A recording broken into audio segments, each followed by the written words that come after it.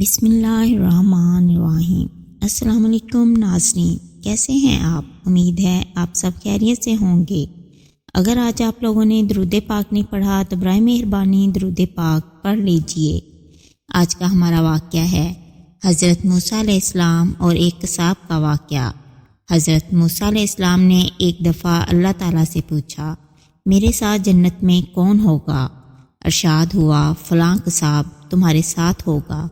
حضرت موسیٰ علیہ السلام کچھ حیران ہوئے اور اس قصاب کی تلاش میں چل پڑے۔ وہاں دیکھا تو ایک قصاب اپنی دکان میں گوشت بیچنے میں مصروف تھا۔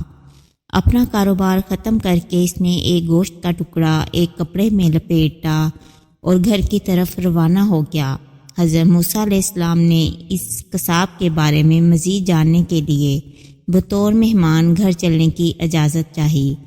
گھر پہنچ کر قصاب نے گوشت پکایا، پھر روٹی پکا کر اس کے ٹکڑے شوربے میں نرم کیے اور دوسرے کمرے میں چلا گیا، جہاں ایک انتہائی کمزور بڑھیا پلنگ پر لیٹی ہوئی تھی۔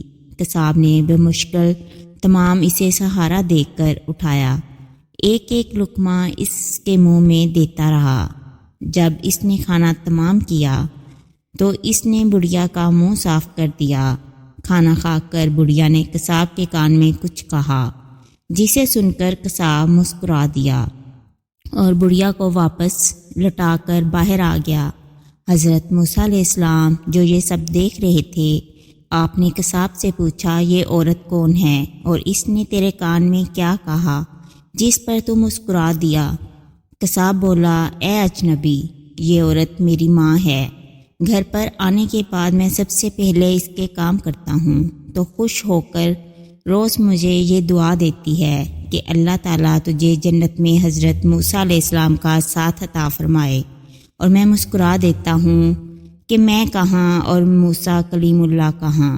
پھر موسیٰ علیہ السلام نے قصاب کو بشارت دی کہ اللہ تعالیٰ نے تیری ماں کی دعا قبول کر لی ہے اور میں ہی موسیٰ ہوں۔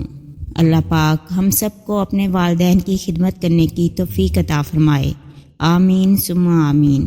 اگر آپ کو میری یہ ویڈیو پسند آئے تو اسے لائک اور شیئر کریں، میرے چینل کو سبسکرائب کریں اور کمنٹ سیکشن میں اپنی رائے کا اظہار لازمی کریں۔ شکریہ۔